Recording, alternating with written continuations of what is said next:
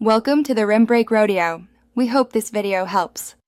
You start by gathering loop files and loading them into FL Studio's browser so you can audition quickly. Import loops into channel rack or playlist.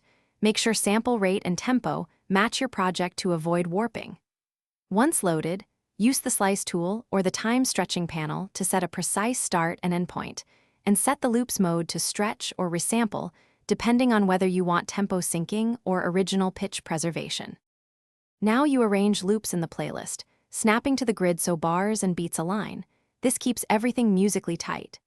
Use Edison, Slice X, or Slice X for transient chopping and to create alternate phrases.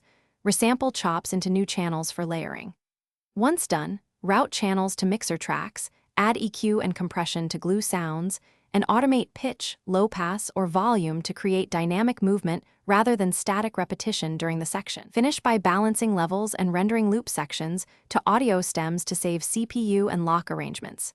Make sure loops are in the same key or pitch shift them. Correct any tempo mismatch using the time stretching knob.